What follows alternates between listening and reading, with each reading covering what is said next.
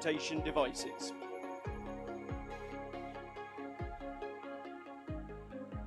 That's the simultaneous interpretation devices available on your seat, and to turn off all mobile devices. Thanks very much.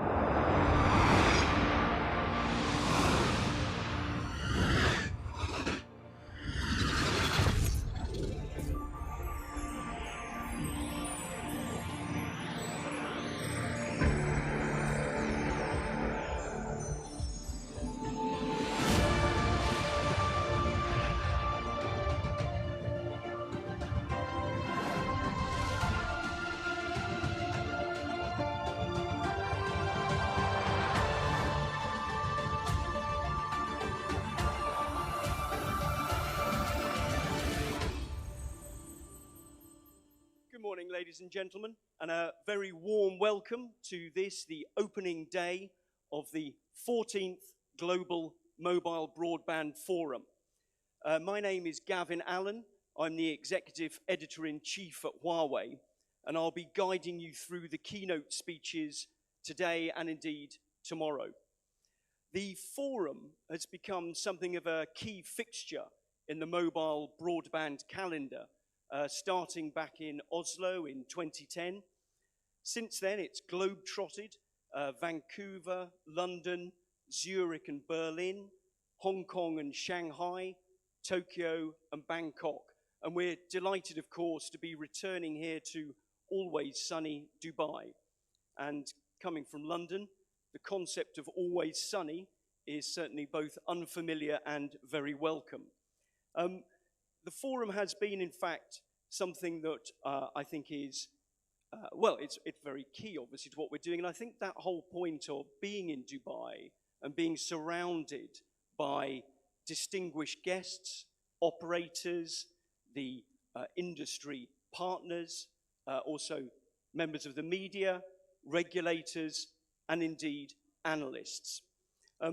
So I think that is what the forum really is all about. It is a platform to bring together ICT leaders along with the wider global mobile ecosystem to discuss technological developments and innovations, and to cast ahead to what I'm sure we all hope is a very bright future for the wireless industry, including, in fact, the forum theme, bringing 5.5G into reality.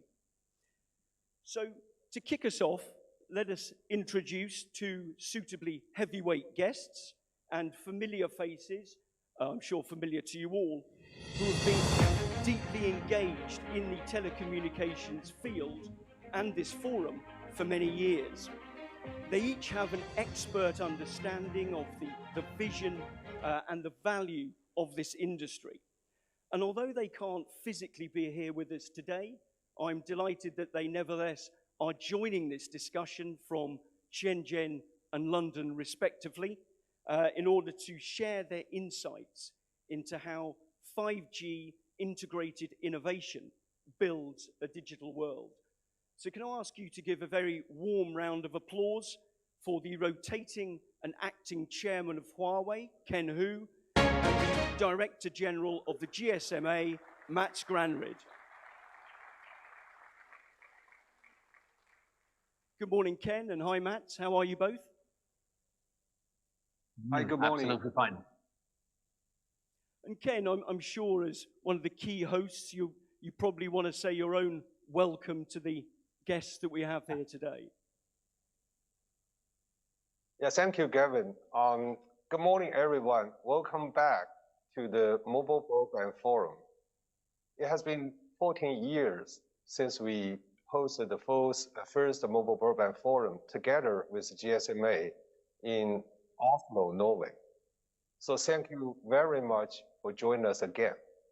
And this is the second Mobile Broadband Forum we host in Dubai. And as always, I'm sure it's going to be a great opportunity for us to get together, to share the experience, exchange the ideas, and to discuss how we're going to move industry forward better and better. And thank you, Matt. Great to see you here. And thank you so much for joining me in this real-time conversation virtually. So thank you very much. And also thank to the technology that we are all working on. Yeah, thank you very much, Ken. It is my pleasure, my extreme pleasure to be here with you, albeit virtually. Thank you, Ken, and thank you, Huawei, for the kind invitation to be part of this prestigious and very important event, the Global Mobile Broadband Forum. After 14 years, it has truly shown the power of getting together to discuss current issues, opportunities, challenges that our industry is facing. And now when we're moving into sort of a 5G world which is established and moving into 5.5G, I think it's more important than ever to have these discussions. So thank you very much for having us part of this. Well, thank you for coming along, Matt, and thank you, Ken. Just a quick reminder to people here in the audience that the simultaneous interpretation headset is available should you need it. But let's get into the discussion proper, and we'll start with you, Ken. I referred earlier to our forum theme of bringing 5.5G into reality, and we will come to that. But before we look ahead, should we just look at how we got to the present point? It's been 4 years since 5G's commercial launch. How do you think it's been developing so far? Gavin, this is a great question. I always believe that looking back to the history will give us lots of implications on how we're going to better move forward. So I think in the past 4 years, we have achieved lots of progress. Now we have more than 260 5G networks in the world, covering nearly half of the world's population. And it's clear that the adoption of 5G is much faster than 4G. And now we have around 1.5 billion 5G users in the world. This is really amazing. And consumers really like 5G because of the super fast speed. Now they can enjoy various applications with 5G, particularly the video-based applications. And the DOU has been greatly increased by 3 to 5-fold. And as a result, the ARPU has been increased for 10 to 25% in average globally. So clearly, 5G has become a new growth engine for mobile operators. And I think the biggest difference for 5G is on the 2B side, because 5G, the capability of 5G gave our industry great opportunity to get access into the B2B market. So at the early stage of the 5G network deployment, many operators started to work with vertical industries to trial various solutions. And after 4 years, it's great to see that we have identified some key scenarios like remote control, positioning, machine vision, and video backhaul, where we can maximize the capability of 5G. At the same time, we also identify some industries like ports, mining, and the manufacturing, where we can commercially scale up the 5G capability. So for me, on the 5G to B business, we are at a new stage from trial to commercial scalability. Lastly, about the technology. While we have more consumers, more networks, more industrial trials, we have a better understanding on what consumer and industry needs. So we keep upgrading the technology with innovations like multi-antenna, ultra broadband. And I'm sure that you're going to have a chance to see all those technologies in Dubai this time. So we should be confident for what we have achieved in the past 4 years. And back to 2016, when we firstly trialed the 5G technology, we expected that the 5G will help us to change the world. I would say that today we started to see that. But I believe that we're still at the very beginning stage of this journey. Matt, would you agree with Ken's assessment? It's a very positive assessment about the progress, the improved efficiency and performance. Where do you feel we're at with 5G? No, I completely agree. It's very difficult to have any other opinion. It took 12 years for 3G to reach 1 billion subscribers. 5G, which by the way is the second global common standard, it only took 3 years to reach that 1 billion. So no doubt the consumer benefit is certainly there. We see the willingness of consumers to pay slightly more, 10 to 15% more ARPU uplift, which is very encouraging for my members, for the mobile operator community. And it is powered by companies such as Huawei and other vendors of providing good products. We believe that 5G will, by 2030, have 5.2 billion subscribers. So truly, this is going to be a fantastic journey. And exactly as Ken said, 5G has very good products, very good capabilities for us as consumers, but maybe even stronger for the business-to-business side, where we're seeing many really interesting use cases and business cases emerge as we speak. And maybe a proof point of that would be during the Mobile World Congress in Barcelona, the big event that GSMA hosts. We see now that the participation is more than 50% from companies that are outside of the ICT industry. So clearly there is something going on there with other industries such as fintech, such as aviation, automotive. They want to understand, how can I use connectivity? How can I use this new mobile technology in a way to improve my own business? So I would say that we're very bullish on the future on 5G, and you know, it's going to be, it is a good run, and it's going to be an even better run in coming years. Ken, Matt's picked up on your word journey during that, and I think you suggested in your earlier answer that we're at the start of this journey, we're at the beginning of this journey. So where do you think that journey will lead us in 5 years from now? What are your expectations? Well, firstly, I fully agree with Matt that consumer really like 5G, and industry need 5G.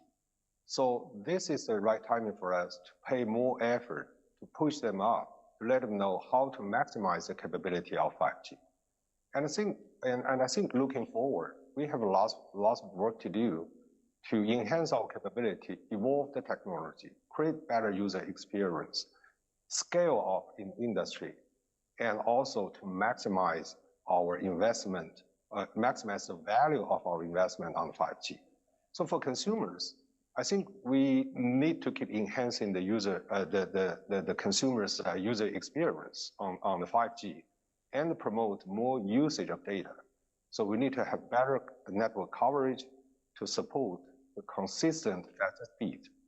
And we need more applications. I'm sure that this time you're going to see the new applications like the cloud-based phone, like the XR free, glass-free, and so on and so forth. But more importantly, I think we need to activate the ecosystem, particularly the application developers.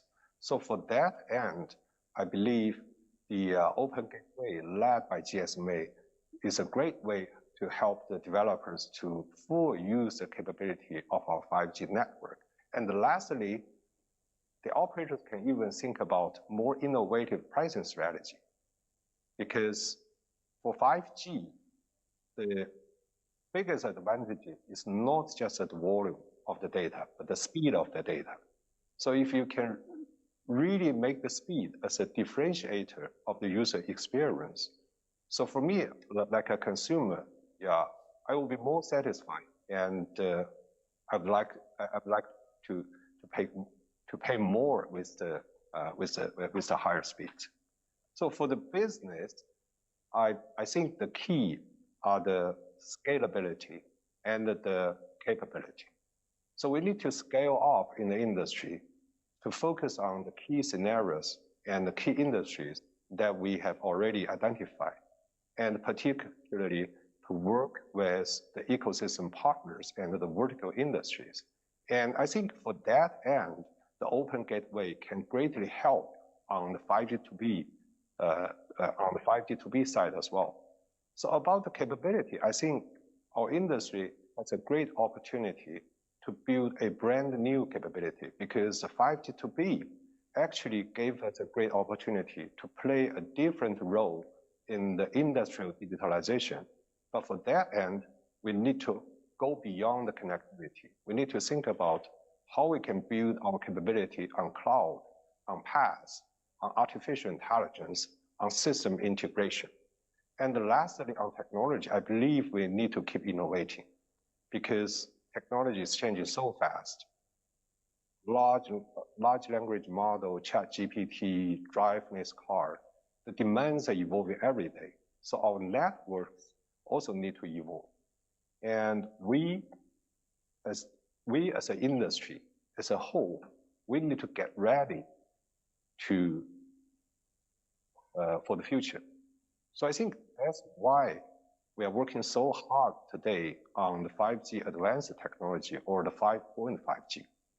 And I'm glad to see that so many operators in the world join this effort.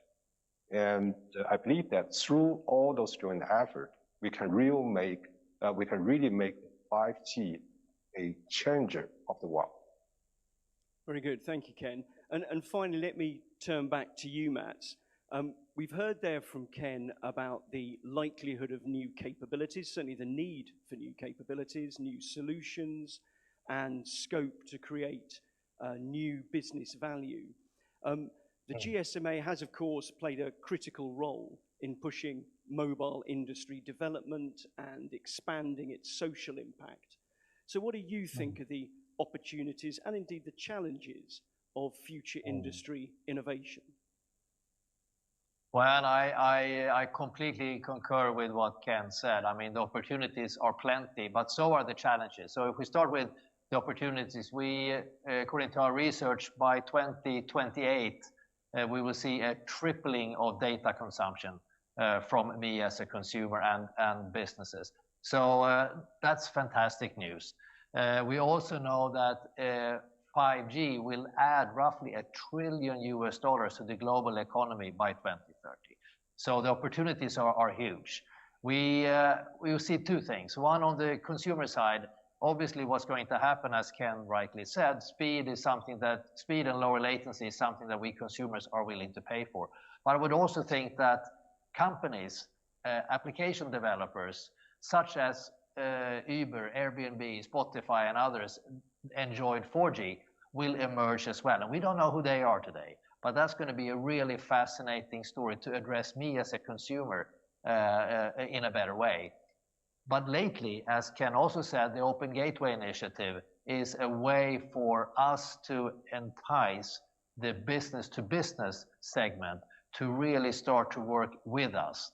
The Open Gateways is a way for app developers, hyperscalers, and others to come in and use our networks, use the capabilities of our networks, and create common APIs that we will be able to share across the whole operator community. You can sort of see this Open Gateway as a roaming, but API roaming.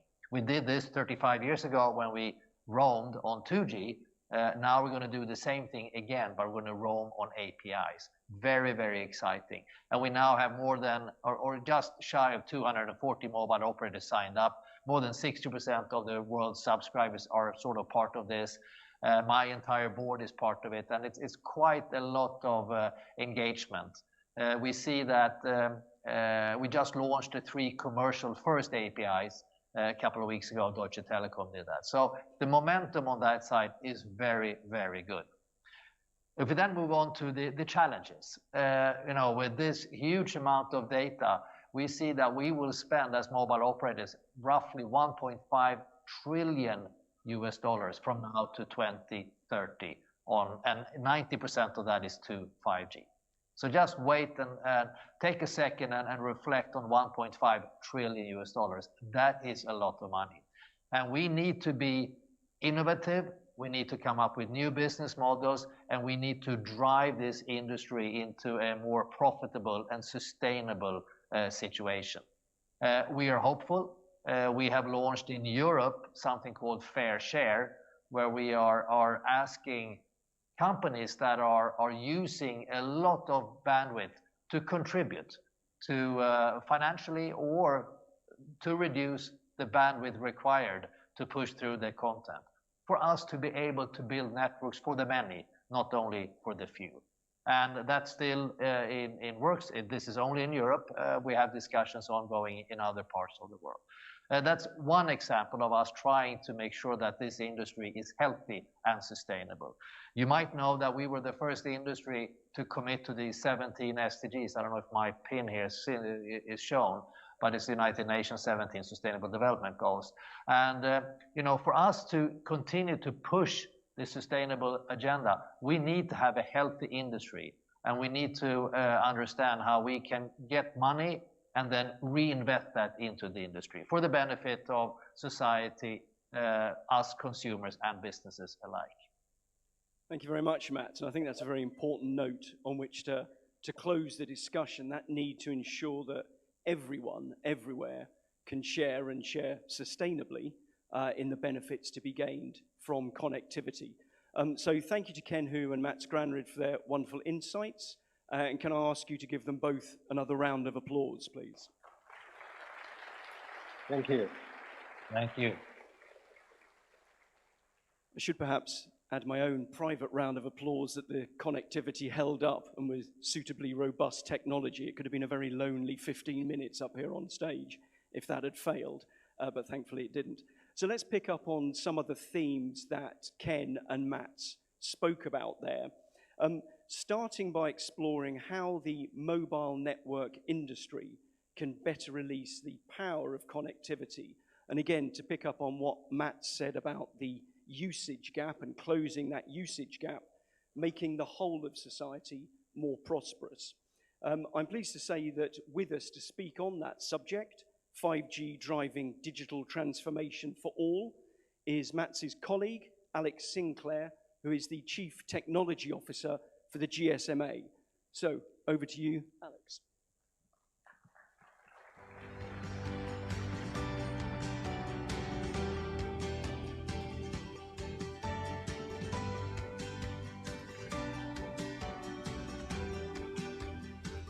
Morning, everyone. I hope you can hear me. A very warm welcome to you all. It's fantastic to be here in person once again at this latest edition of the Mobile Broadband Forum. Now, it's a pretty hard double act to following Ken and Matt, but luckily they've actually set up quite a lot of the topics that I'm going to be discussing. Because we really are living in the midst of the biggest technological revolution that the world has seen in quite some time. We had steam that propelled the first industrial revolution, electricity powered the second, automation and machinery engineered the third, and then connectivity and computing are now shaping the fourth. It was only 50 years ago the first mobile phone call was made. I was 12, by the way. And today, as has been said, our mobile networks cover 95% of the world's population.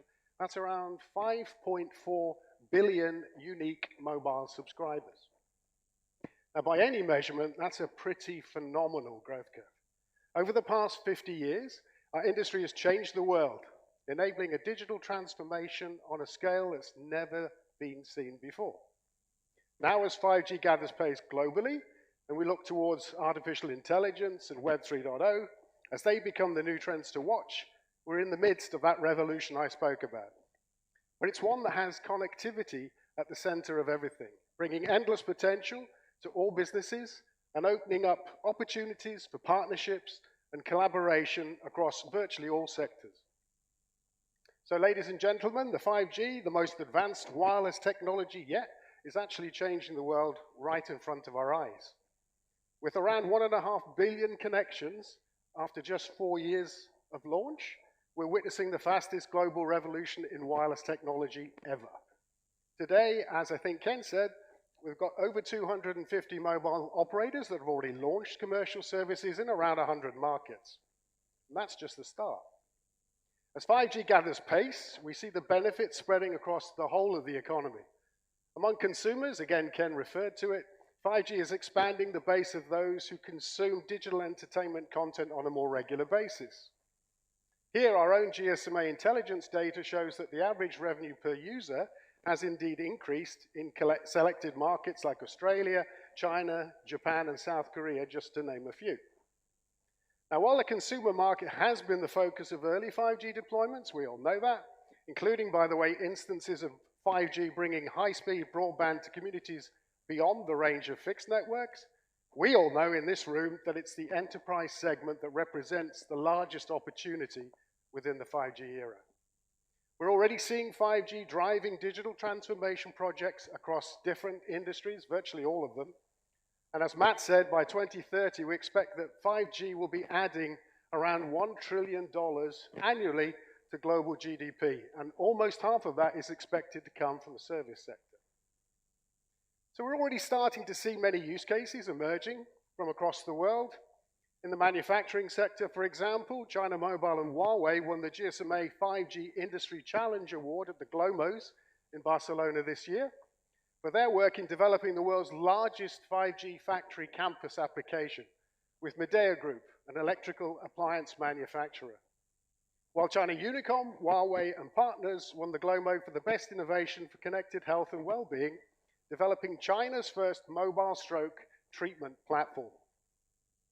And the world of construction, this time in Singapore, I believe, we've got 5G connected CCTV cameras that allow robots to scan sites in 3D, and they're expected to significantly improve site safety by enabling image recognition systems to detect potential hazards. And even in the sporting arena, we've got fans that can watch the action, they can replay it from multiple angles, they can get real-time statistics, they can enjoy higher definition multimedia, augmented reality, and even purchase food, beverages, and merchandise more easily. For those pioneering industries and others, operators need to keep delivering the services that will support this ongoing innovation. Developments that will be commercially available in the near future, again, alluded to by both Mats and Ken, improvements in MIMO, uplink coverage, dynamic spectrum sharing, and integrated access backhaul are just some of the examples. Now, this progression points to yet more exciting enterprise use cases and business opportunities. For example, new features will include below 1 centimeter location accuracy. But it's not just accuracy. 5G is crucially the first wireless technology that can reliably replace cables for mission-critical systems, enabling all kinds of businesses, greater flexibility, and at the same time as reducing cost. So future 5G value will also be driven by making available enriched network functionality, enabling developers to join in with us in building a digital ecosystem that will benefit operators, industries, and consumers everywhere. That's why this year we launched the GSMA's Open Gateway to do exactly that. Using the well-established concept of roaming, interoperability, Open Gateway provides a framework of common network APIs, bringing universal access to networks, operator networks, enabling developers and cloud service providers to improve and build new digital services and accelerating the development of new immersive technologies. The exposure of advanced 5G functionality through common APIs will leverage new ways to monetize 5G and quickly deliver new services on a global scale, benefiting all stakeholders. Our momentum is building fast.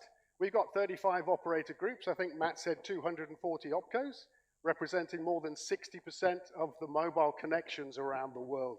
And that's already participating in the initiative. We had 8 proofs of concept when we met in Barcelona in February. That then grew to 23 last month. And as Matt said, Deutsche Telekom launched a number of these APIs 2 or 3 weeks ago, and they're just the first. The APIs range from really simple things like device location and SIM swap to more complex and valuable things like edge discovery and quality on demand. And that is just the beginning. In the coming years, we'll see many more APIs developed, creating new markets, offering new services and functionalities, and unlocking value from 5G connectivity, which will flow into the global economy as a whole and hopefully strengthen future investment as well. This is an incredible opportunity for telcos, working together on a common strategy for the developer ecosystem to capture their requirements and for big tech to ensure that APIs solve new product and business challenges. As more partners join the initiative, we have the potential to build a really deep ecosystem, enabling innovation across industries and verticals and bringing the transformational benefits of connectivity to all. As we look to the future, as has already been said, 5G and 5G Advanced will take center stage now for many years to come. We have to remember we're only in the 4th year of the current technology cycle. There's lots more opportunity left to discover. And at the same time, of course, our industry wouldn't be where it is today if we didn't keep pushing, looking ahead at the next generation of technology as well. So, ladies and gentlemen, I've been involved in this industry not for many years, many decades. I can honestly say that there has never been a more exciting time to be a part of it. As we keep evolving, the possibilities keep growing, and right now it feels like literally anything is possible. As I stand here talking to you about future opportunity, it seems almost unbelievable that it's only 50 years ago since that first mobile phone call was made on something the size of a shoebox that could only talk for 35 minutes. As an industry, we have proven what can be achieved through collaboration, partnership, and hard work, but we have to keep working at it, working together to build a firm foundation for the next generation of intelligent connectivity. This Mobile Broadband Forum offers the opportunity to do just that. So I wish you all a very successful event and look forward to seeing all of you to continue the conversation in Barcelona in February. Thank you very much.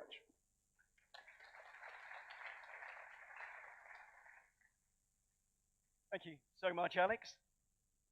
As you say, the phenomenal growth curve, endless potential, and building a firm foundation for the future. And in fact, a firm foundation is now being brought up to the stage for the next speaker, because there are certainly firm foundations here built in the UAE, which, as we know, has been at the forefront of 5G network construction.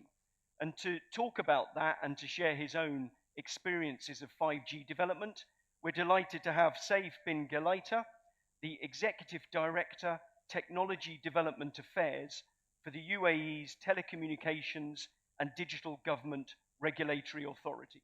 Welcome, Saif.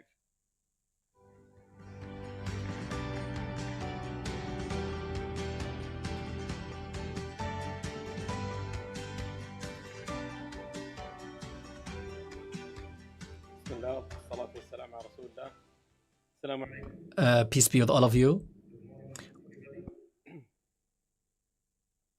Your Excellencies, distinguished guests, ladies and gentlemen, it is my great pleasure to welcome you all to the MBBF 2023.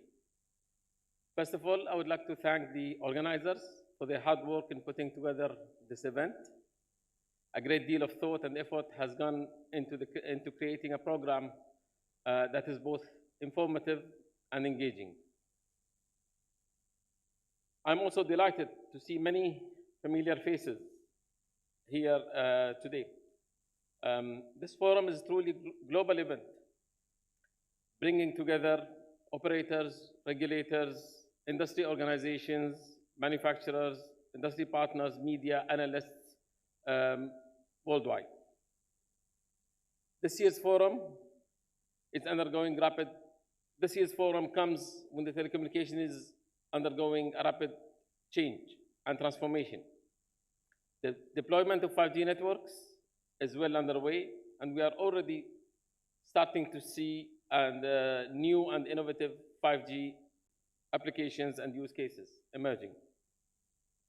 Worldwide, as said, there are more than 260 operators, networks that have launched with more than 1.5 billion users. 5.5G or 5G Advanced is the next generation of mobile broadband. and is expected to offer significant performance improvements. It will enable higher speeds, lower latency, and greater capacity, supporting the development of new and exciting applications and use cases, such as augmented reality, virtual reality, and the Internet of Things. We are also witnessing new business directions, such as fixed wireless access, RedCap, 10G networks, 10G society, and many more. Regulators, industries, and operators will embrace the next phase of 5G advanced network construction and deployment to unleash the wireless network's value of the future. UAE has built the first 5G network in the MENA region and launched it commercially in 2019.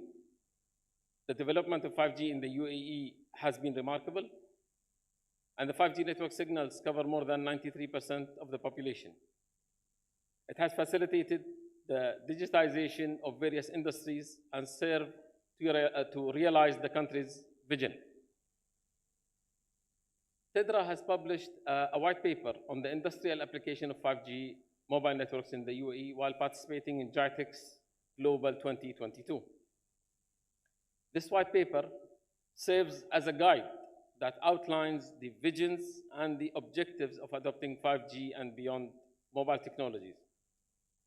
It touches on the rules and laws and the use cases and the role of 5G networks in developing work environments, industries, businesses, technology, intellectual property, and sustainability. I am proud that the UAE is at the forefront of 5G and 5.5G development. In 2021, we hosted your esteemed forum under the theme Wireless Industry Trends. And this year, we are united by a vision to bring 5.5G to reality. As in our previous meeting, this event today confirms the shared commitment to supporting the development and deployment of 5G networks and 5G advanced technology. In addition, we in the UAE have recently announced the success of phase 2 of 5G advanced trials project. The project demonstrated that 5G speeds can be increased by 10 times using the 6 gigahertz frequency range.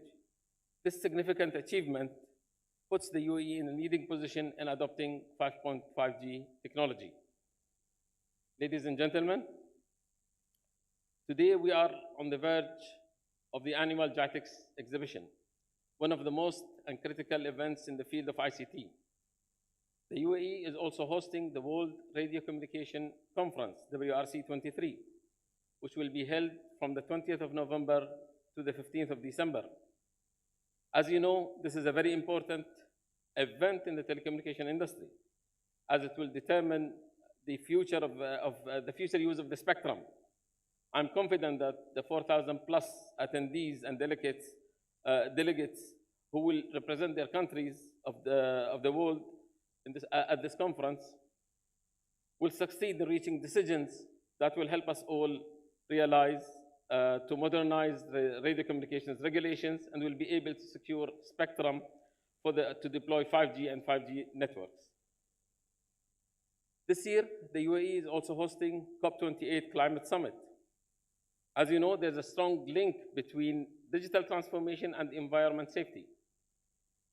5G and 5G advanced technologies can help to reduce our carbon footprint and create more sustainable future through the use of such 5G-enabled technology, such as 5G-enabled smart grid, 5G-enabled intelligent transportation systems, 5G-enabled smart buildings, and many more such cases.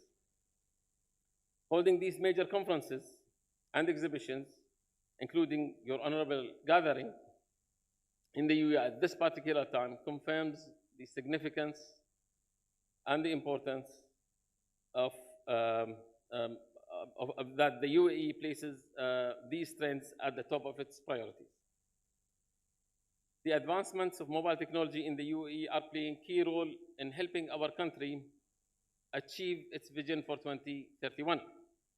As part of the UAE 2031 vision, UAE will continuously deepen network technology innovation, accelerate the development of 5G advanced technologies, promote the maturity-related products and industries, and accelerate the large-scale implementation of applications.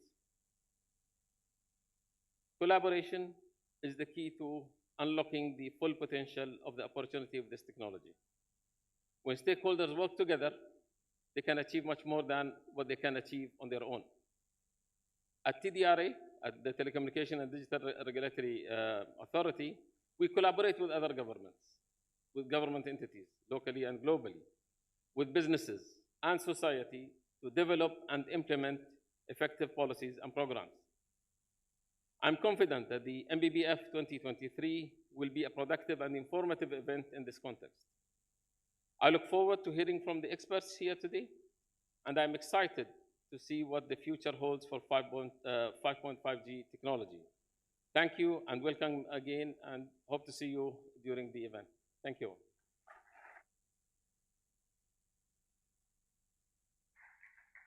Many thanks, Saif. And as you say, it's striking what the UAE has already been able to achieve in this space.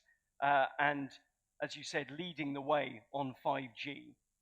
Next, let's invite Karim Ben Karain, the Chief Commercial Officer of DEW, up to the stage to offer his thoughts and analysis on the subject of fixed wireless, enabling new opportunities to sustain 5G business value realization.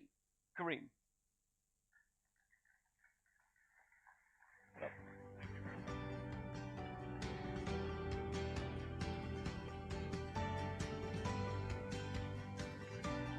Good morning, everyone.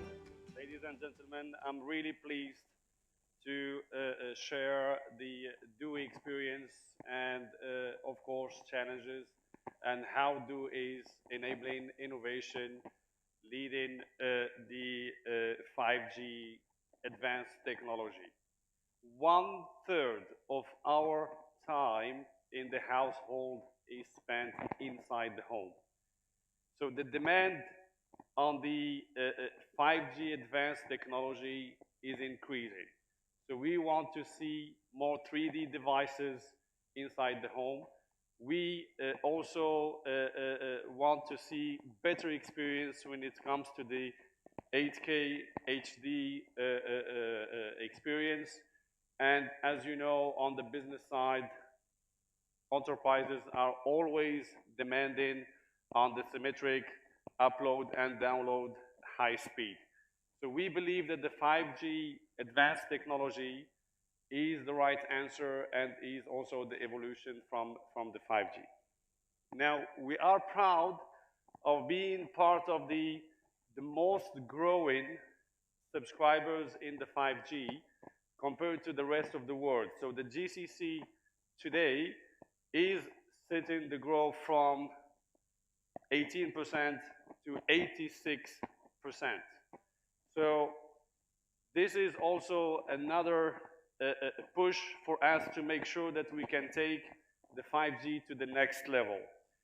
So we believe, and as per Ericsson, there are already 300 million FWA connected today worldwide.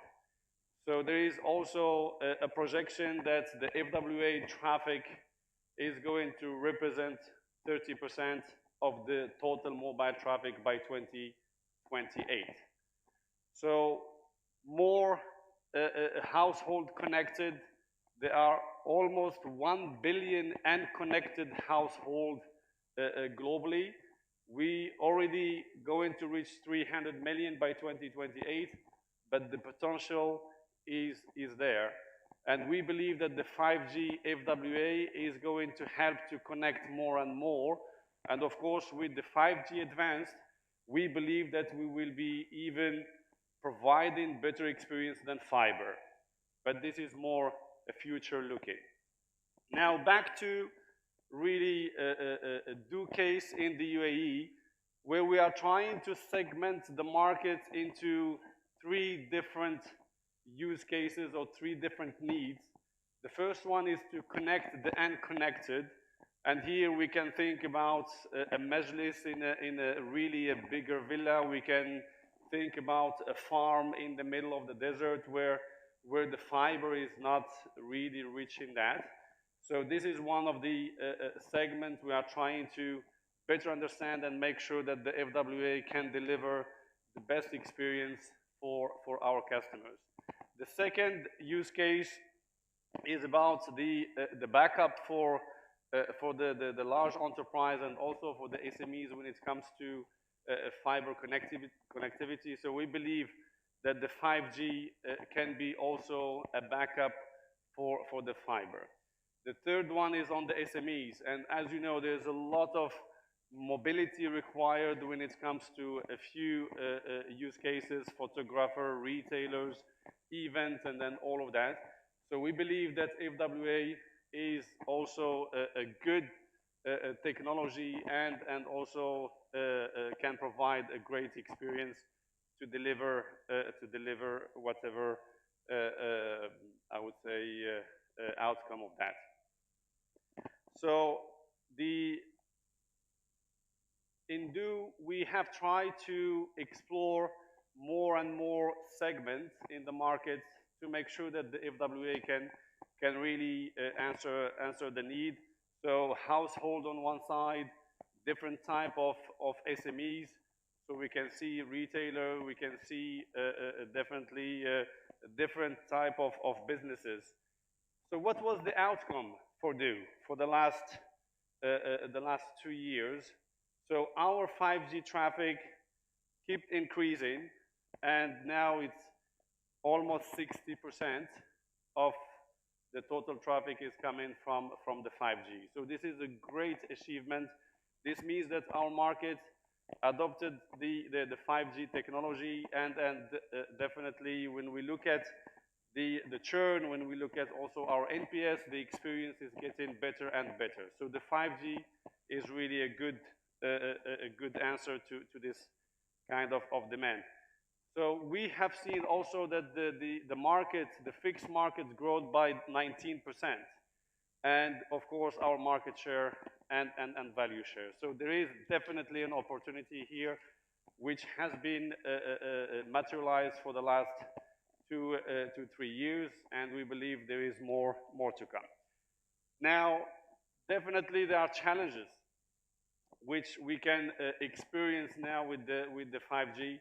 So the indoor coverage is one of the challenges. This is where we are pushing technology and our partners to make sure that we can have as good as the outdoor coverage inside the home to make sure that our customers can enjoy a great experience. So the second challenge is that the expectation of our customers. So customers, they don't know the difference between fiber or FWA. So for them, it's connectivity, it's Wi-Fi. So here the expectation is really in terms of speed and latency and capacity is more the fiber expectation. So this is where the FWA needs to keep innovating. And this is where we believe the 5G Advanced will deliver this promise. The third one is the capacity. So how the telcos in general will try to segregate between mobile traffic, FWA traffic, IoT traffic. So it's definitely scalable, but at the same time we need to make sure that we are capable to segregate the different type of traffic and provide the best experience. So we believe the answer is the 5G advanced technology. This is going to provide definitely higher speed and better experience. As I said, on the enterprise side, so the 5G advanced can deliver the symmetric with the high-speed upload and download. And as we grow and as we innovate, we believe that there will be also a decrease on the cost of the CPEs. We all remember that the 5G CPE 2 years ago was costing $1,000. Today we are talking about $100 per CPE. So also the adoption of this type of devices will help us to increase the traffic and provide better and better experience. And this will also help to facilitate the growth of the SMEs market in the UAE. So we are seeing that the number of SMEs is even doubling for the last 2 years. And by providing this type of experience and this product and proposition based on the FWA, so we will help them to really grow and also connect as fast as possible. So we designed the home of the future. It's 15 minutes from here, where we, in the Jumeirah Island, we have in a partnership with Huawei. So we have a villa fully equipped with the 5G advanced.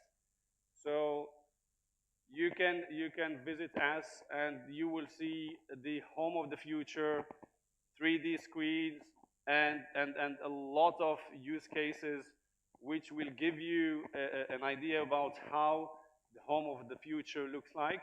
So we have also a car equipped with the 5G advanced, and you will see that we can get into the 10 gig type of speed while the mobility of the car is running. So we invite you all to come and visit us and see how this technology will really provide a great experience to our customers, and this definitely going to change the lifestyle and make the life of our customer much better. Thank you very much.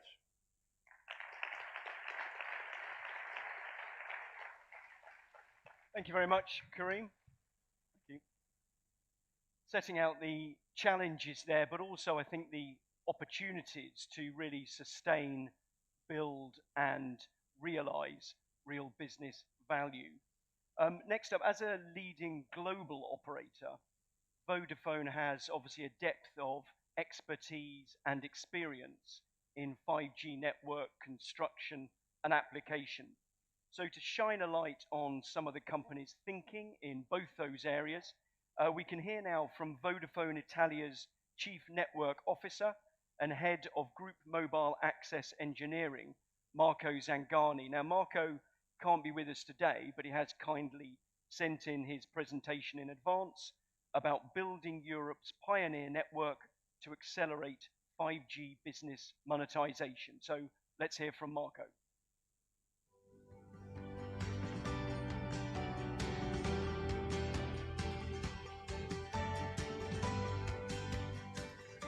Good morning to everybody. I'm happy to introduce you to this topic. I would have liked to participate in person to the meeting, but it was not possible for me, so I will be giving this speech, hoping that you can find this interesting. I'm Marco Zangani. I'm the Chief Network Officer in Vodafone Italy, as well as the Head of Mobile Access in the engineering team at European level.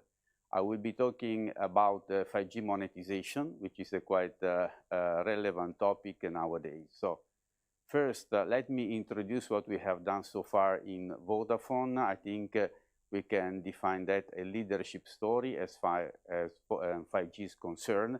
And then I will show you what we have done in order to take out the best out of 5G in terms of monetization and impact for the customers. So let me start with what we have done in 5G. We started, I think, in 2018 materially, where we started with the large-scale trials. I think we have been leading in several countries, but the most relevant example is in Milan, where we developed 41 use cases. Then 2019 was the time of the auctions, after which in 2019 we have been able to launch in several markets. We have been the first in the major markets like UK, Italy, Germany, and Spain. Then at the same time we have been able to launch also 5G roaming. So it was the willingness in our company to provide the best experience to our customers also when they were abroad. Then we developed the technology in a way that we wanted to lead in terms of performance, but also in terms of innovation. And in fact, in 2021, we have been the first to launch the standalone service in Germany. Then we have moved on with other relevant projects and milestones like the mobile private network. We have been the first to launch the hybrid mobile private network in 2022. And we can say that now that with 332 cities covered in Europe, we have a very large footprint, which is relevant for the business. So this is what we have done. It's very important because when you want to be the leader, even in markets in Europe where there is a very tough competition, I think it's the way to really position in the market and try to make the most out of the technology. But let's really come to the real topic of the presentation, that is how we approach 5G monetization. I call it a focused, a pragmatical approach, in the sense that we didn't really start with a massive deployment, let's say, covering all the countries, because it was not possible given the high level of competition and the need to focus investment. But what we have done is really to focus on the customer needs. So I'm giving you 3 examples, the most relevant in terms of how the 5G is material for the customers, and some monetization can come out of that. First is fixed wireless access, which is really using the power of 5G to provide fiber-like fixed services. And this is mainly for rural and suburban areas, but sometimes also in urban areas for specific use cases. We have launched in several markets, namely Italy, Spain, and Germany, both the indoor and the outdoor solution, with good satisfaction from the customers and a very, very material potential to intercept and to get additional revenues for the company. And this is quite clear. I mean, no need to explain more than that. Then let's move to the more, let's say, usual and traditional mobile scenarios and use cases. So I think here we see 5G, and namely massive MIMO in the high band, so the C band, as the key to improve the customer experience, and we see several angles that really can be seen as monetization. First, we have a clear increase in performance for 5G customers, but also 4G customers benefit by the fact that there is an offload. So all the customers are better off when we deploy 5G in the cities. And here the key for monetization is premium services and premium tariff plans for 5G customers, but also on average, if we have a 4G offload, we spend less in 4G capacity, and we can also enhance the energy saving and be more efficient in providing mobile services. Then I come to the third example, which is also very, very specific, and to be honest, the real maybe 5G, where the real 5G services and applications can be seen, and it's mobile private network with 5G. Here we expect that all the potential of 5G will be unleashed. So if you think about use cases like automation in ports, in factories, but also in campus and industrial areas, as well as hospital and healthcare, you can see that all the promise of 5G, so high capacity, low latency, and basically reliability, can be brought to bear in order to provide very soon these kind of applications and services that enhance the productivity of companies. So it's a win-win, because deployment, the 5G solutions can be deployed in a controlled area with also focused investment. And the companies, the customers, can deploy their applications, they can integrate with their own systems in order to enhance their productivity and their processes. And we have been leading in several markets. As you can see in the chart, we have already deployed, or we are in the deployment phase of several projects in the 4 areas that you can see here. So this is very promising. We can implement all the 5G ecosystem without starting with massive investments to cover all the territory, which is something that will come in the future. but not immediately, given the need really to focus investments when the return is higher and not to invest too much upfront.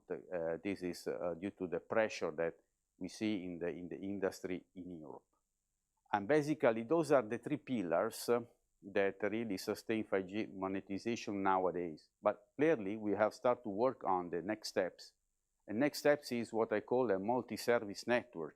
If you think about mobile networks, the key for their success is it's economies of scale, volumes. So you build a large network covering the whole territory, and you bring a lot of traffic because efficiency scales up properly when traffic and customer increase.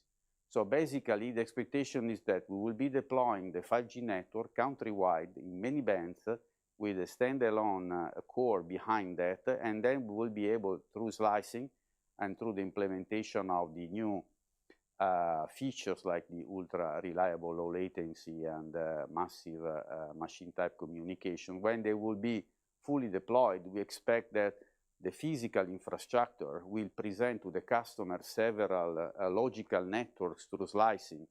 So all the needs of customers, initially it will be like business to business, so enterprise customers, but eventually it could be B2B2C, so it will go directly to the end customers. They really will see different networks for the applications that will be material for them. So the key is applications material for the customers, so value that can be extracted, and overall a win-win situation for the ecosystem, including the operators. So I hope you have found that interesting, and I thank you very much for your attendance. Many thanks. Our thanks, albeit from afar, to Vodafone Italia's Marco Zangani. And as he said, we've seen how fast the progress of 5G has been in bringing business monetization. But as Marco's saying, it can go still further, still faster. So next, welcome up to the stage Bruce Lam, the CEO Consumer of Hong Kong Telecommunications, with his keynote speech, Unleashing the Power of 5.5G and Accelerating the Future of the O2O Ecosystem. Bruce.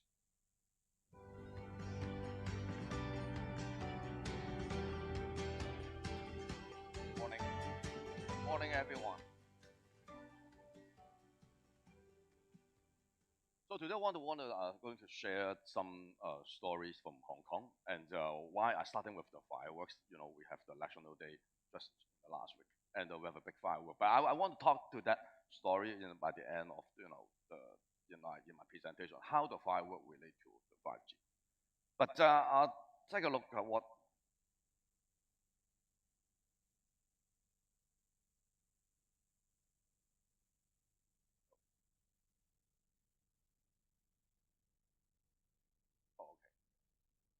Okay, so talking about 5G, we are the one of the first country in the world launching the 5G, and we are also set our vision that we said will be I hope we will be the world-class 5G city. But how are we going to prepare that in the last 3 years? So right now the 5G coverage is already 99%, not only including in the town, and also in all those in the villages, the rural area, all we covered in also. We have almost 100%. So we believe as the the success operator, the level coverage actually that is the most important. So we are very committed to invest in our 5G infrastructure in our network. So right now we leverage all those different spectrum to ensure our network have the the best quality. And consumer side, we have a lot of study and learn from the market that I think all know that. So the customer, the first choice when they select the 5G operator must be the network quality. So that is very important. That's why we are very committed, and no matter in indoor, in outdoor, we are doing for that. And one of the key advantage, because we not only have a mobile operator, we are also very strong in the broadband fixed line. So right on our fiber backhaul, We are coverage in all those cell sites already, well, almost 99% of our 5G cell site is covered by the fiber. So right now, that's why we can provide very good level coverage. So we are looking forward today. We come here. We learn from the new the 5.5G, and we prepare for that. And I think that a lot of experts were going to talk about the 5.5G. No need I'm stay there. Going to explain that. But I try to to share how I'm going to use it and how do we prepare them in Hong Kong. So something I wanted to share with you, and actually 5G to HKT, actually it is very, very important, because in the 4G time, in the last decade we were running 4G, and because a lot of the competitions in the consumer side and the prices continues dropping, and it's difficult for us, going to have the growth in our top line and bottom line. So 5G, it is a good timing come and give us very good reason to all our Hong Kong customers going to replace them. So we are happy to share with them. We launched the 5G, in the June 2020, and right now almost 3 years, and our penetrations is almost, the 5G penetrations almost 45%.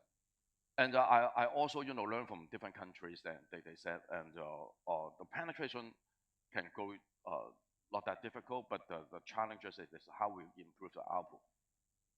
Happy to share with you that, and every pen of that, all those 45%, our average, we can increase $9 per pen. So I think that it is important, and why, in the beginning of the presentation, can also mention 5G can bring in the high output. I think that is the story. That's true, and we can share. We love to share how to make it. So we continue. Another important key thing is we continue invest in our network to make sure in every speed testing we must be the best in the market. I think that one it is important. How do we secure our brand to be the best 5G in Hong Kong? So my belief it is. So we talk about a lot of 5G, talk a lot of ecosystem. How is the ecosystem in Hong Kong? And we are the 5G operator. We are not only selling the pen to the customer. And the most important it is, we must to involve different industries, work together, and to promote 5G. If the relationship between only the customer, the end user, and the operator, that is only talking about the level. But right now, we want to build more and more players and work together how the 5G works. So go back to the 3 years ago and how we prepared the 5G, and all those is quite success story, and the success applications I want to share with you. The music, I think that one last year I already covered them, and we are the first city to launch the high-def music. So music actually is important. You may not be aware that what the music player you're using in the phone probably may be using the MP3 quality. That's a very low quality. But 5G's come, and we use the high speed. We can transmit the very high-def music, and that's why we're very committed, and we're working with our partners in the music partners in Hong Kong, and to build talking about the 24-bit music. So the file size is 10 times than the MP3. That means the consumption will be 10 times more, and that is, I think, it will make our very success in the area. A video we talked a lot in this morning talking about 4K multi-angle. I don't want to cover them. And the AR part I will talk a bit later. But one thing that is some secret I want to share today, we never shared before, and we are the operator in Hong Kong. We have the most 5G applications we prepare to the market. So why is that? It helps, for the especially for the contract renewal rate. If the customer they subscribe all those services or one or two of those services, the renewal rate is 6% higher. So I think that is very, very important, you know, to how to resecure our base. Especially we are the leader in the market. Our market share is talking about, you know, 40%. So another, it is, you know, the churn rate in the consumer side, okay? We are 0.6%. So all those applications actually really can help, you know, the loyalty, what they still staying in our network. So actually this is important. So I'll talk about, you know, the ecosystem, and we not only we want we and the customer, you know, using, you know, the 5G, but we need to, you know, we hope we try to build a platform that, you know, different players, different industries, you know, can work together and ride on one platform. And a lot of the industry I saw that they also in a bottleneck, you know, how do we, you know, using the new technology is upcoming. So when 5G come, everybody want to I want to 5G, I'm 5G ready. But actually, they are not very clear what 5G it is. I think that is a good time and good opportunity to us going to leading them. So we are the biggest 5G operator in Hong Kong, and so we invite them together and use a centralized platform and using 5G. How it works? So we use AR. So we know that, you know, the beauty of the AR not only we can get the time sensitive, and we also the location basis actually is important. So that is what the game what we're using, and we build a lens. We build an apps we call the AR lens in our phone, and just, you know, the customer download that. When they, you know, they just, you know, take up the phone, open the app, and they will see, you know, different AR features, figures, you know, in what they saw. So, and that is the, you know, as I'm saying, you know, the AR, the beauty, we have the location. So that means every customer, they saw the pictures in the lens is different. And we know what is the location and the distance. We can drive, and when you know, in the past, you know, when you try to search something, you know, in the internet, you just search. But right now, you know, this search, you take up the phone, you will check in what direction, how far it is, you can get the best offer. So you can imagine that, you know, a lot of our players and the merchants and love to, you know, to join together, and that is the beginning of the ecosystem. So that is the wheel. When you're in Hong Kong, when you open up the phone, you will see what it is, and you will see different logos. You can see in that area, 129 meters have a Starbucks, and that is have a Kentucky in that area, 126. So the beauty it is how we drive the O2O and give the most convenience information to the customer when they're using them. A lot of the merchants, they have a good offers, but they don't know how to, you know, using the pulling power to pulling the customer, you know, to the outlet. So that is the idea. You can imagine why we trying to be the coordinator of the whole platform, because we have, you know, 4% market share in the market, and we invite different, you know, we have a million of customers. You can imagine all those big brands, they have also millions of customers, and if they're all using together and we leverage together, when we will see the multi offer, you know, in the lens. So it is very leveraging, and so it is a very, very successful, you know, ecosystem platform we built. Another important beauty of the AR, it is, you know, how do they recognize the figures. So it is the first AR billboard, you know, we built, you know, in Hong Kong, and actually it's already 2 years ago, 1 to 2 years ago. But how it works, and also using our, you know, the AR lens. So same, they take up the phone and we already recognize that billboard. And the billboard, every time you post it, you cannot change the content in 1 month.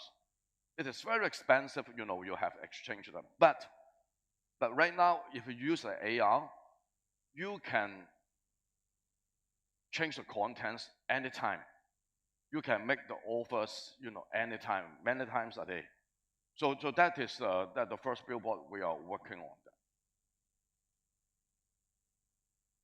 So it is, because of such kind of the technology, the 5G technology, we know the locations and how we know who the customer they are. They download the apps. We already, get, more information about, their behaviors, and easily for us going to give target. We are going to target it and how to make offer. So this is the beauty of the app. Not only by that, because we are the quadruple payer operator in Hong Kong. So we rely on our mobile, the mobile base, and to benefit, to our broadband, pay TV, and our fixed line as well. So you can imagine if we use such kind of platform, we already try to position we are to be the media agency. Because, for we are operator, we get used to sending the SMS to the customer or using the Facebook. But right now, we can ride on the lens. And also, we have the, the adjustable TV as well. So we have the content, and we know the customer better. And plus the billboard. So we create a new platform, help the whole market, have new things going to, promote the product. That's just all the ecosystem what we build. We have hundreds of partners and merchants together. So as I'm saying, as an ecosystem, it's only 3 parties. That is multiple parties. So every of them have the hundred thousands, millions of customers. So that we can leverage all together. Once you take up the lens and you will see different offers, I can bring it to the shop. So actually, that is the whole platform it is. So well, we already some data is going to share. Have many merchants and we provide all millions of the coupons that we pass to, and because the whole lens they have the wallet as well. They can when you download the offer will already into the wallet. They can using anytime. So 5.5 definitely it is we will go on. Before we go to 5.5, I think the 5G, the whole infrastructure. I think that is very important. So we have to make sure we have a very leading, very looking forward for the 5.5. And definitely we'll go for them because once I already have a good platform, it's easier for us, to move on for the 5.5. That is the story I want to share by the end of my presentation. And just last week, October the 1st, that is our National Day. And in Hong Kong, as maybe you know about Hong Kong is a harbor, and we are one of our very popular and favorite famous show. It is a fireworks. It is a fireworks, and because it is look very beautiful, have the harbors, and because of COVID time, Hong Kong already stopped the fireworks for last 5 years. So I take up from my corp and take up one project. It is the government want us to be the sponsor of this year for the fireworks. I just have 4 weeks time, and everybody will be very expected, and because 5 years they didn't see the fireworks, and we want to rebuild the tourisms. So to invite the customer there, so the governments, the citizens, the international medias, very expected for that fireworks. So we have I respond for the whole fireworks because we are the sponsor. We do for everything. When I discuss with the firework providers and ask them, because everybody looking for new 5 years, you didn't have a fireworks, or they're talking about okay, or they have the new pattern. Okay, that is expected.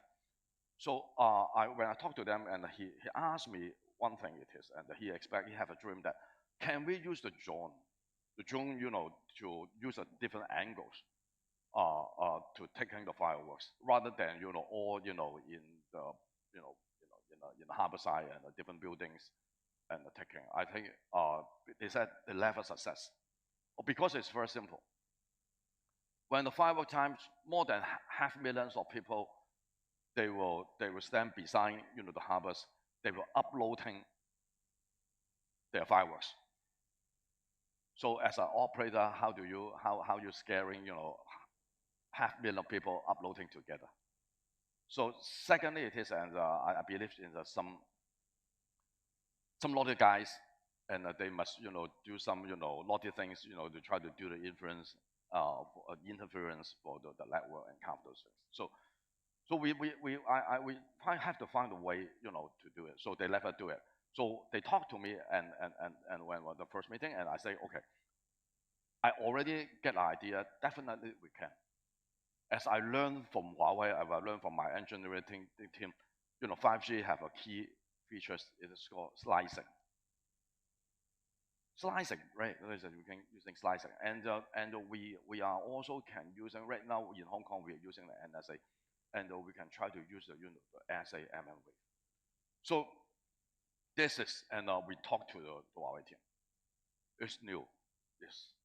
It is quite new and very well thinking. And eventually, we are using our 5G SA slicing wave, the world first, to launch them.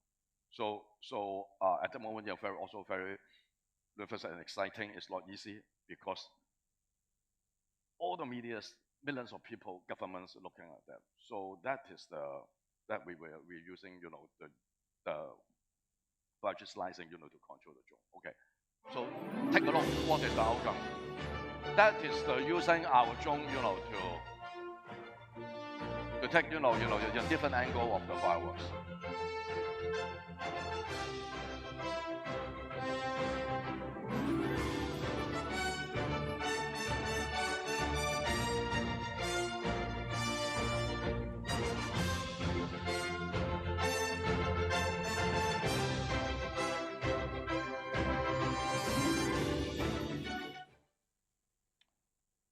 That is thank you.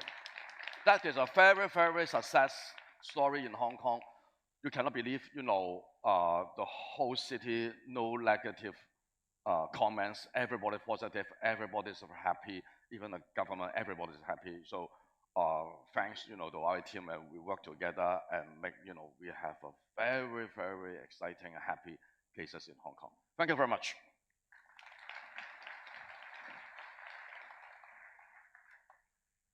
Thank you very much, Bruce. Some fascinating successes to reflect upon there, not the least of which was that spectacular firework display, as he said, in Hong Kong just last week. So congratulations again on that. As we've heard throughout this morning, digitalization is becoming more and more pervasive in our daily lives, changing how we work and how we interact with each other.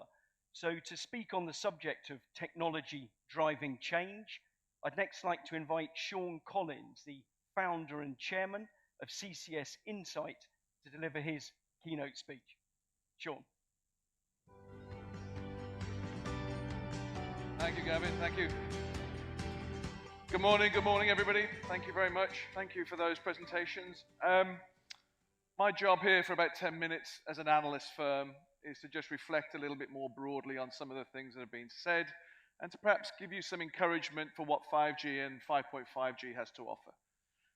Technology driving change is what we're going to do there. If you don't know CCS Insight, I'll talk about that in a second. We'll talk a little bit about 5G, what status we're at. You've heard already some of that from the GSMA. Our numbers are slightly different, but they're all big.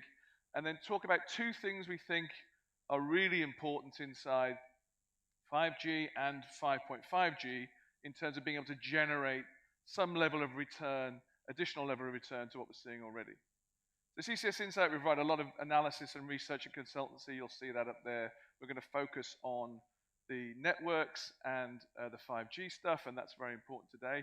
But more importantly today, we should also say that, and this is a big shout out for the Global Suppliers Association, of which Huawei is a board member. This is where we do all our research for the GSA, and we're the exclusive research partner. You'll see that quoted a lot up here. So let's have a look at 5G really just for 2 minutes and kind of reflect on the jobs that are required of you and your teams and where things are. You've already heard about a lot of this today, so I don't intend to spend a lot of time on it. But the complexity of delivering technically and commercially a 5G network is like nothing we've ever seen before in our industry. Trying to deliver just some of these challenges is very different to having a firm, buying some spectrum, buying a network, selling the network, and going on to the next generation. What you can see here is we're seeing generations of a technology emerge, and that's something that's very different about 5G. Standalone offers what some call real 5G, very important. We've got to find some way to account and drive value out of the collision of compute and connectivity, whether that's delivering a cloud-native experience for our own agility and the ability to be able to deliver very diverse types of solutions, and then deliver it with perhaps a complex technology, including virtualization of that network at the RAN level.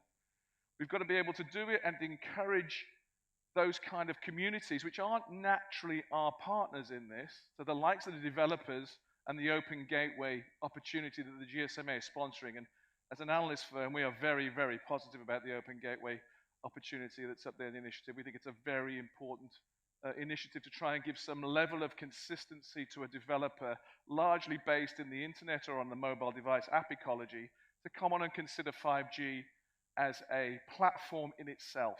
If we're going to do that, and we're going to release the value of 5G, we have to encourage developers to think about us as a platform. And we've got to do all of that while we're trying to make sure that we respond to our green and sustainable responsibilities in our own global environment and our own national environment. It's not easy being you guys, you men and women right now. And there are a couple of really exciting opportunities which 5G emerges in 5G. And I'm going to concentrate those at the very end because we think that's where there's a lot of growth. I was really excited to hear both Vodafone and Du in particular talk about some of these opportunities. And we'll talk about both private networks and the re-emergence of fixed wireless access in the last couple of years, which we are delighted about. But if I'd have been stood here 2 years ago, fixed wireless access would have just been another note on a slide. So where are we with 5G? I think, forget about the numbers and whether they're different from anybody else. They're just big. We're in a very big market now. We're coming into a level of maturity in this marketplace where we're starting to be able to be more comfortable about what the opportunities are and how we can monetize them. 1.8 billion connections is definitely a platform if I'm a developer to think about. 545 operators out there, 275 operator launches in 103 countries. This is a long-term, maturing technology that's out there that's going through an evolution, which is very important, and we're excited to see what comes next. But it's also fair to say that in the maturing, we've seen that the rate of growth start to ease back a little bit. And that's, I think, because of some of the challenges that you've seen this morning, all of the major operators talk about. It's still very exciting. And by the way, we've still got a very, very long way to go on 5G. But that level of maturity means that we're not seeing the kind of growth of networks that we saw maybe 2 or 3 years ago. We're starting to see that edge down a little bit. But the opportunity now is not what is 5G, but what is 5G for. Now we have standalone and the ability to be able to deliver standalone networks out there. And you've seen it, this is a map again of where 4G and 5G is deployed across the marketplace, largely at the moment in developed nations, although that's increasingly boundaries are being pushed into the developing nations, and we're starting to see that build. And that's a really exciting opportunity going forward. But what's really important to remember, and I think sometimes we forget this in this marketplace, and Alex certainly mentioned it earlier, is this network is only 4 years old. Even the most optimistic ideas about whatever 6G is going to be will tell us that 6G is not available to us until somewhere in the early 2030s. 2030 is the most optimistic I've heard. I think we'll do very well to get anywhere close to that date. So actually 5G and 5.5G and whatever comes through in 23, in release 18, 19 and 20 is the only game in town probably for the next 5 or 6 years. So 5G is maturing, but we're still in a very early stage of where the market is being developed out there in our industries and in the world. Very important to remember that, because when we look at the use cases that we'll talk about in some detail about 5G, we're still learning how to build those out. We're still building the partnerships that are required in 5G to make those things happen and to release that value. Whether it's the virtualization of the compute type of environments that will give you the agility to be able to deliver those networks both internally and externally, to deliver the kind of business transformation that you heard from all of the operators this morning. It's going to be interesting to see that goes. You heard, it was interesting again to hear Max this morning talk about, he sees this as a largely enterprise type of opportunity right now. It's something we've been saying for a while. But as I said before, 5G is the only game in town. And if 5G is going to be a success, we have to build the partnerships across a broad level of stakeholders in order to make it the most valuable stakeholders, the most valuable network that we've ever had. Whether that's business to business to the home, which is that new frontier that's growing up for most operators. And again, you heard Du talk about this, inside the home, competing for almost fiber to the room, or a fiber experience to the room, broadband experience to the room, or of course, business to the consumer. So let's think about two opportunities which are widely known and put some numbers on some of those opportunities that we're seeing around the world in 5G. Let's think about private mobile networks and private networks more generally.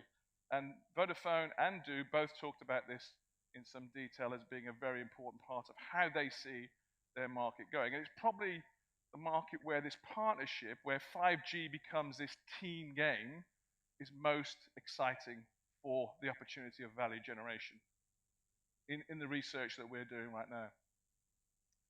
In the early markets of 5G, as we're starting to see these private mobile networks being delivered on 5G, it's interesting to see some of the sectors that we are told in our research are most important. We've had private mobile networks around for a long time. There's a lot of, as you can see, there's a great many 4G networks out there. In fact, there's probably approaching now nearly 5,000 private network deployments around the world. So these aren't new.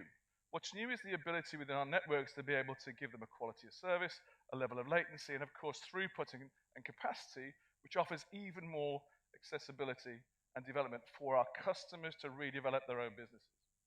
And you can see here, national public safety and rail.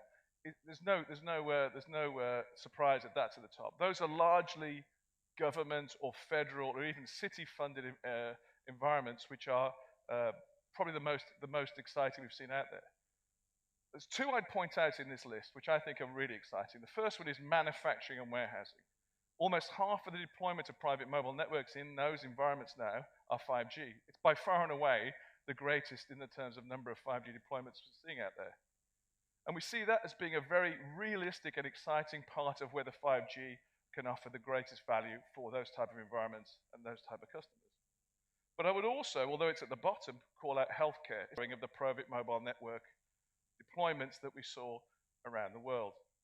And if I was to sum up where private mobile networks are when we do our research and we ask both operators and end users to talk to us about this, almost every operator we speak to says we really are excited by this, but we're trying to find a way to industrialize it. We're trying to find a way to do it once and sell it 1,000 times. I'm often asked as an analyst, give me use cases where I, as an operator, can make money. Can you give me one? And I say to people, I can give you 150 where you'll make money in 150 of them. But I can't give you one that you can do 150 times yet. They don't really exist yet. We're still building into that development. And there's no question that that's because, although we're a maturing market in 5G, we're still very early on in some of these deployments in 5G and understanding where they live.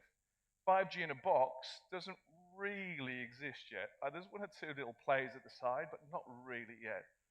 So being able to deploy it at scale, drive the cost down, and be able to make money It's a little while away yet, but don't forget, we've got 7 years at least of 5G to play with from now on. So these are really interesting in where we're seeing the world go. We're also starting to see, of course, emerge, unfortunately in some cases, but very, very aggressively, more dedicated infrastructure that moves away from the hybrid and public infrastructure that we've perhaps been used to in the more recent past, where operators themselves have been deeply involved and could only be involved in the deployment of those private mobile networks. You're seeing that either through the allocation of spectrum in some regions or through the ability of those industries to be able to go in and slice off what they're looking for separately. And when you look at some of those deployments and these numbers, you can see that, let's say in the last 18 months or so, that those dedicated networks are starting to grow fast. And there's no coincidence, of course, that that comes at the point at which 5G standalone started to emerge commercially across the globe. But, and this is a very important but, the growth is still very good inside the dedicated and the hybrid ones that we're seeing around the world. So there's still a very vibrant in those 4,500, 4,800 type of environments that we're seeing deployed around the world. And we expect that to grow aggressively over the next 4 years. And we expect that to nearly double in the next 4 years in terms of deployments out there. So a very exciting part of what we see as the 5G revenue dividend that you'll start to see. And I think reflects what Ken and what Matt's talked about right at the start. The other one, I think, to finish off, and there are many others, by the way, it's just we only have 15 minutes to talk about them today, is fixed wireless access. If I'd have been stood on this stage 3 years ago, if COVID would have permitted it, I don't think fixed wireless would have been any more than a note on a slide. It was always there, it was always interesting, but it was always very complicated based on some of the technology that was available, some of the costs of the technology that was available, particularly CPEs, which again, Stu spoke about earlier. And I think the technology at low spectrum bands wasn't really available to us at that point in time. What seems to have happened in the last 2 years in our research is that fixed wireless access has grown and grown, and in the last 12 months, in terms of a reason for 5G monetization, has started to really accelerate into the marketplace. So what we can see is that if you look across the world, although there are still relatively few deployments of 5G in terms of fixed wireless access, they are by some distance the fastest growing part of the market in which we're in by revenue and by numbers in terms of the revenue that we're seeing. And as we go forward, we expect this marketplace over the next 3 years, and I think some of the numbers you've seen earlier from all of the operators who have been on here, we expect it to grow by nearly 5 times what it is today. And that's because it's become a very important part, post-COVID, with some of the technology that's deployed, and the ability to use the 5G spectrum much more efficiently, to being a very important part of the 5G tapestry of revenue. And that tapestry of revenue becomes even more valuable in this particular part of the market, as well as private mobile networks, in the next 2 years. So 5G has been busy. We've only been at it for 4 years. I think I've said it already, but it's the only game in town for the next 6 or 7 years. So it's going to be a lot busier than it is right now. Yes, I know that the market's maturing. Yes, I understand that there are some challenges around rolling the network out a little bit more aggressively, and that can be a challenge. But there are definitely 100% in our research areas for optimism and deployment, which will allow you as operators to make more money. I've called out 2, there are 1 or 2 others, but private mobile networks and fixed wireless access are 2 of the most exciting areas in what I think, as does Alex, one of the most exciting areas we work in right now. That's all I've got to say. Thank you very much. If you want to catch me, I'm around for the next 2 days, and I look forward to speaking to you then. Thank you very much. Thank you very much, Sean. Sean paints a pretty inspiring future, really, of the growth opportunities and sustainable development for wireless networks. And it's a future that occasionally seems to be hurtling towards us at ever greater speed.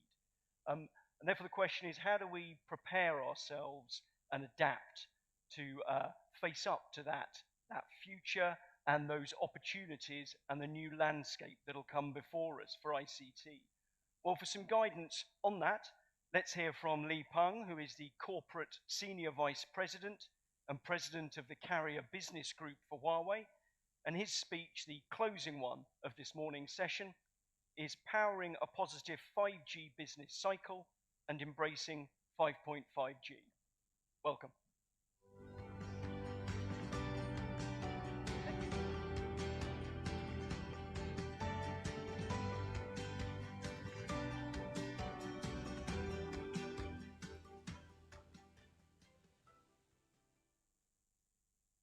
Good morning, everyone. Welcome to this year's Global Mobile Broadband Forum.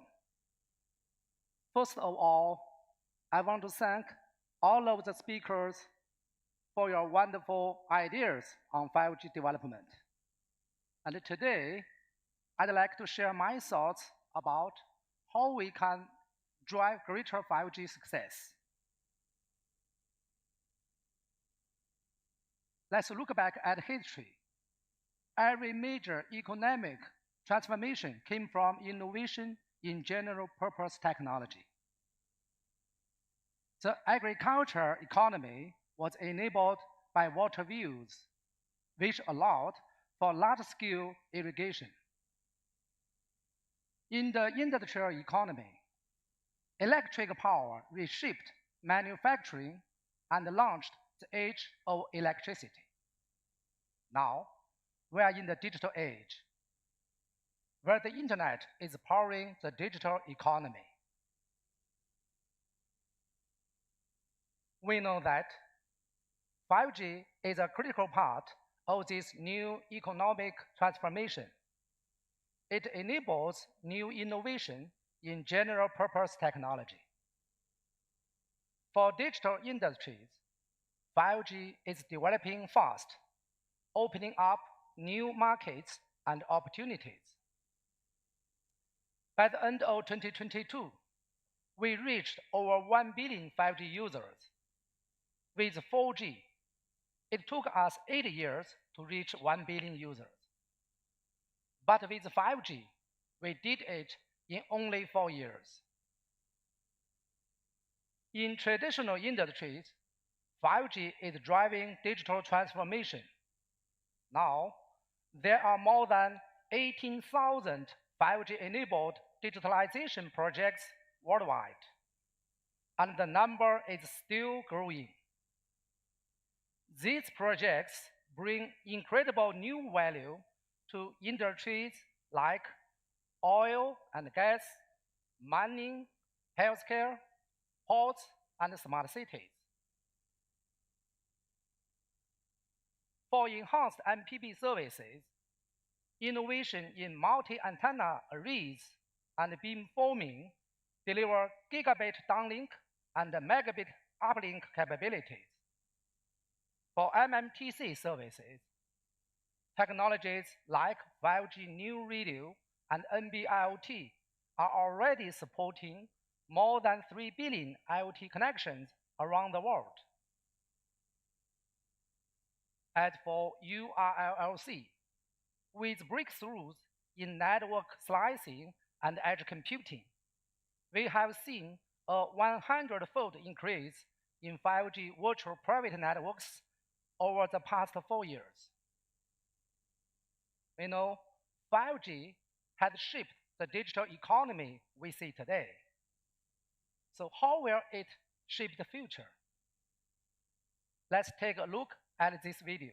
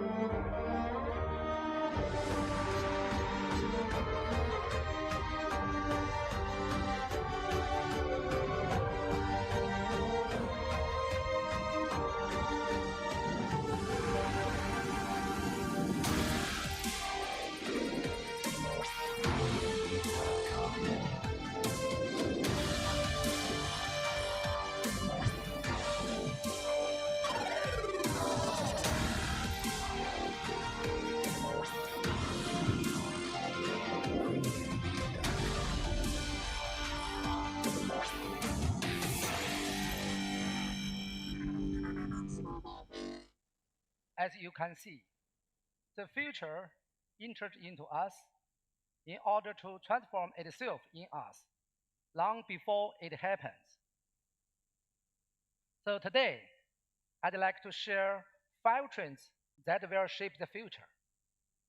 These changes are changing how we live and work and will have a significant impact on social and economic development. First of all, glasses-free 3D industry ecosystem is maturing fast. More and more mobile phones, tablets, PCs, and TVs now support it. This will drive data traffic up to 10 times and give rise to many new applications like 3D live streaming and virtual humans. For single viewpoint 3D, data consumption will double. For example, a 4K 3D movie will consume more than 50 gigabytes of data. Light field technology will support 96 different viewpoints for an optimal experience, no matter where you sit. For example, to stream an 8K 3D video, networks need to support peak speeds up to 10 gigabits per second. Another trend is smart vehicles. In 2022 alone, smart vehicles sales exceeded 70 million worldwide. By 2025, there will be more than 500 million smart vehicles on the road. With high bandwidth and low latency networks, smart vehicles will be able to share information with people, vehicles, roads, and the cloud in real time. In assisted driving scenarios, smart vehicles will consume more than 300 gigabytes of data every month for cloud-based model training and weekly algorithm updates. In self-driving scenarios, data consumption will rise by 100 times. In Beijing, there are already thousands of self-driving vehicles on the road. Each vehicle generates hundreds of terabytes of data every day. For applications like this, 5G advanced networks will be critical. With gigabit uplink and stable latency, they can support real-time backhaul of 1 terabyte of data, enabling algorithm updates within hours. And we also see digital transformation speeding up in traditional industries like manufacturing. Moving forward, digitalization will extend from support systems to production systems. These scenarios will place much higher demands on 5G networks. Network latency must be lower than 5 milliseconds with 5 to 6 nines reliability. And we also need network innovations like dual FET and selective receiving, as well as deterministic scheduling for both uplink and downlink. These will help support high levels of concurrence and deterministic networking and connect cloud and edge computing power more efficiently. In China, Huawei worked with a carrier and industry partners to build the first industry's 5G advanced-based production line. The trial is a success, opening up a $100 billion market for 5G-enabled industrial controls. What's also on the rise is demand for cellular IoT. In addition to NB-IoT, 5G will also need to support medium-speed RedCap, and passive IoT. This will expand IoT connections across even more scenarios, supporting more than 100 billion IoT connections. RedCap enables 300 Mbps downlink and 100 Mbps uplink. It can also support home broadband and video transmission services, delivering a fiber-like user experience. Passive IoT enables wide coverage and precision positioning, which is suitable for end-to-end smart logistics. For example, in the home appliance manufacturing sector, passive IoT provides visibility along the entire distribution and production chain and increases the overall productivity by 30%. The fifth trend I'd like to share is booming growth in intelligent computing power. With the rise of useful developments like foundation models, demand for AI computing power will double every 3 to 4 months. By 2025, it will be 100 times greater. Larger bandwidth and lower latency networks are crucial for unleashing the full potential of AI computing power. Networks will also need to become AI native. As traffic models begin to change, future networks will need to be more autonomous and intelligent to deliver a reliable experience.